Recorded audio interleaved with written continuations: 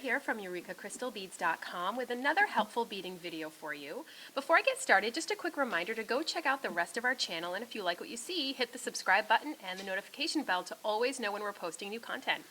So what we're going to be doing today is it's going to be another one of my stitch tutorials. This one is a super fun one. I'm absolutely in love with doing herringbone with SuperDuos. So you may have seen this one before. It's not a super new stitch, but we wanted to show you all because we are just now going to be featuring our new SuperDuo mixes on our website. So you can see I have some colors pulled together here. So this is sort of an example of what our mixes would look like. It's 5 colors put together of SuperDuos in coordinating colors. So all the work is done for you. And then all you have to do to complete this sort of a project is add in a size 11 seed bead and a size 15 seed bead. Now what else I'm using is some Fireline here. This is 4-pound Fireline, and I'm using it doubled, and I've waxed it really well so that way the doubled lines will stick together. And then I also, of course, have some shears here. And then I have, right in this little tray, one tiny little stop bead. And that is what will help me start the project, and then eventually it will come off. So to get started here, so I have my Fireline. Now I'm only using a pretty short piece because, again, this is just a stitch tutorial. You would want to use a much longer piece to keep working depending on what you're looking to make, whether you're looking to make, you know, a wide bracelet or a thin bracelet. This really lends itself to a really great sort of little cuff bracelet, and it feels really great on. It has such a really nice mesh quality. So like most stitches, the way we start out is not going to be how we continue once the stitch gets going. So some of you know that with peyote stitch, you load on a bunch of seed beads first to start your peyote stitch. But then after that, peyote takes hold and you're doing something very different than the beginning. So this is going to work the same way. Our loading sequence is going to start with that little stop bead. And I'm just going to go ahead and loop back through it. Now again, I'm just doing a stitch tutorial, so I'm not really worried about the tail that I have here. But what you're going to want to do is leave a tail about maybe 6 inches or so at least, so that way you can weave it into your project later, or you could leave it a little longer and actually utilize that for adding your clasp to one side, depending on whatever your clasp option is. So to start off my first row of this herringbone with SuperDuos, I'm going to pick up 2 11s and a SuperDuo. And now I'm going to pick that same sequence up 3 more times, so I have it a total of 4 times on there. And I'm just picking up the SuperDuos randomly. You can certainly do this in one solid color. I know some people have a harder time with the random selection process. I just kind of go with it. Okay, and just get my last SuperDuo on there. I'll pick this great matte blue color. Okay, get these out of the way. And you know, you can even make it easy yourself and mix these all up. And then it'll make picking up the next bead less thought. So now to turn myself around, I'm going to make sure that I hold my SuperDuos up so the empty hole is along the top. Now if you're not familiar with a SuperDuo, it is a little 2-hole bead, little bulge in the middle in between the 2 holes. So right now my thread is running through the bottom hole, or what should be considered the bottom hole. So to turn myself around, I'm going to pick up 2 size 15s, and this will help to hide my thread along the side since I'm coming out of the bottom hole and I'm now going to go up through the top hole. Just like that. Okay.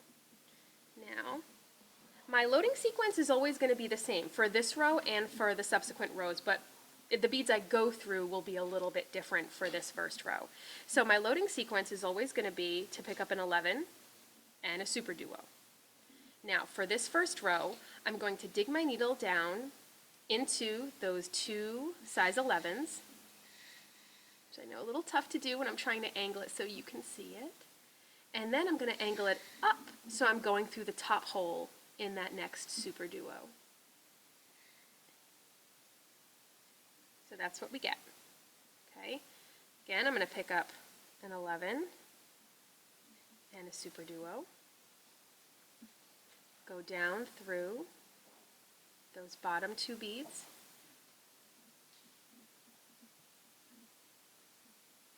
and then angle, oops, and then angle up and go through the top hole of that next super duo.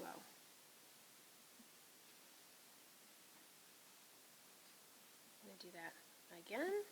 Seed bead, super duo.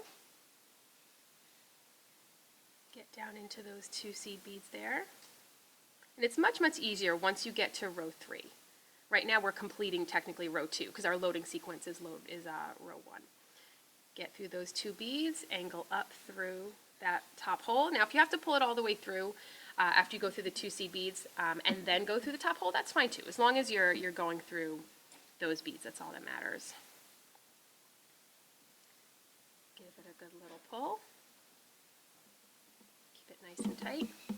This is what we got so far. Okay. And now for the end, you'll notice that we have the 2 seed beads to go through, but there's no super duo. So I'm going to show you how you would turn around and start the next row.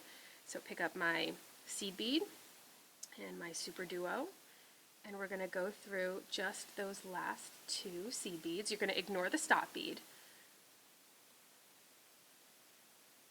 Okay, and now we're actually ready to turn around and start the next row. But what you're going to do is,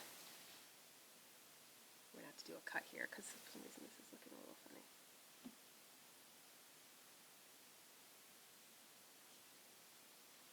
No, it's Just fine. the edge. Yeah, no, it's fine. All right, it was just sitting funny, so it looked funny. All right.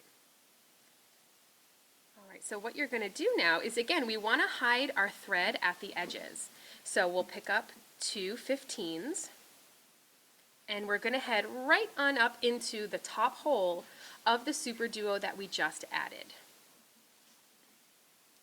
Just like that. And you'll notice it sort of brings that little area up nice and tightly. All right, so now things are going to get a little bit easier here. So again, our loading sequence is still going to be the same. We're still going to be picking up 1 15 and 1 super duo. So the beads that we'll go through from now on are going to be the size 11 seed bead that's right after the super duo we're coming out of, and then the next super duo that's popped up. You can see that we have a total of 4 popped up super duos.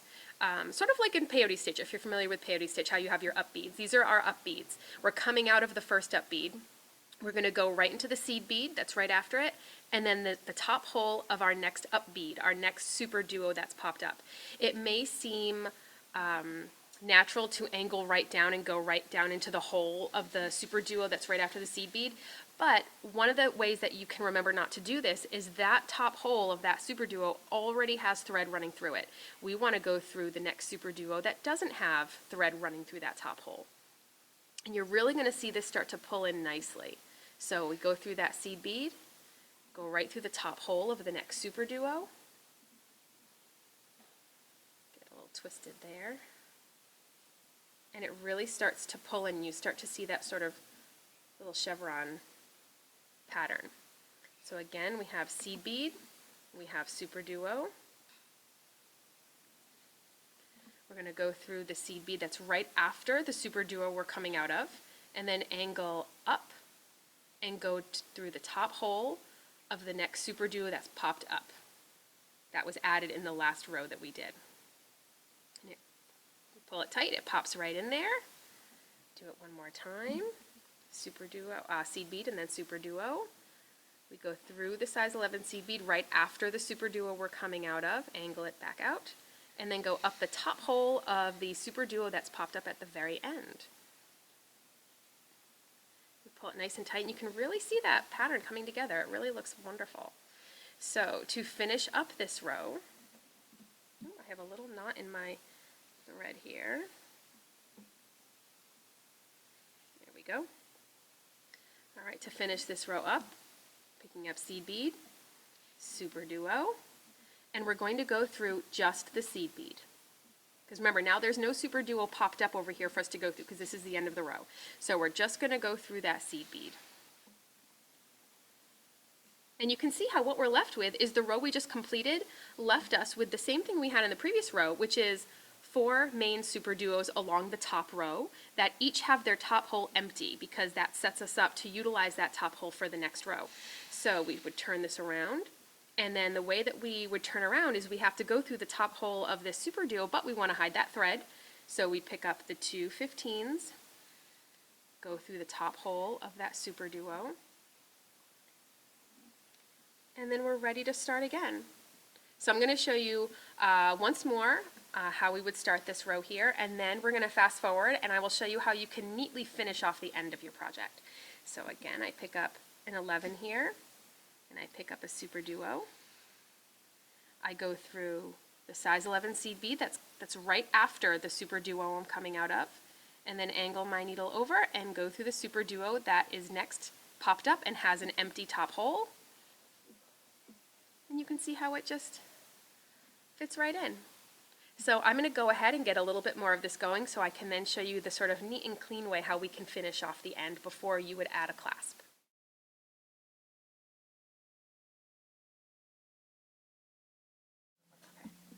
Alright, so now what we're going to do is I'm going to show you how you would neatly and cleanly finish off your last row. So I'm just finishing off the row that I'm working on here. So I have my 11 and my SuperDuo. I'm going to go through just the seed bead at the end. So this is what we've been doing at the end of each row. And now I'm going to turn it around to do my little turnaround with the 15s right up through that top hole of that first SuperDuo. Now to finish this off, we want to sort of mimic the look of, let me show this a little closer, the look of the doubled seed beads that we started with, that we really needed to start this row, to start that first row of the project. But as you can see on the other side, what we're left with are single seed beads. So we want to mimic that if we can. So what we're going to do is, instead of picking up one size 11 and one SuperDuo, we're just going to pick up one size 11, but we're going to go through the same beads that we normally would if we were just doing another row. So that means going through the seed bead and angling up through the top hole of the next SuperDuo. Picking up one seed bead, going through the seed bead, up through the top hole, picking up one 11 seed bead, going through the 11 seed bead and through the next top hole. Okay, so as you can see, this will really start to, go to the last one seed bead, and then go through that final seed bead. So this really helps to finish off that edge, so that way, let me see if I can give you a nice good close-up. There we go. Just so that way it really mimics exactly what the first row looked like, which I think is a nice way to finish this off.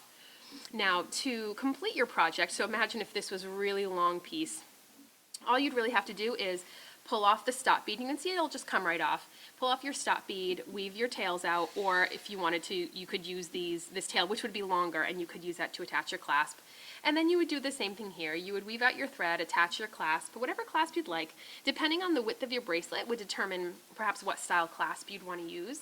On a pretty wide bracelet, I think it's a really nice look to have a little double clasp, so perhaps 2 buttons would certainly look really nice, or even if you just had a nice good sized toggle. Just make sure you don't do something too small, otherwise it won't really look in proportion to the bracelet.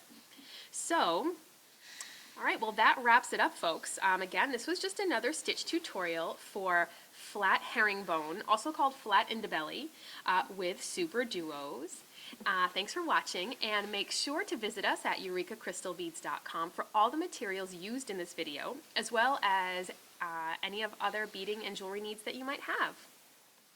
Bye, everyone.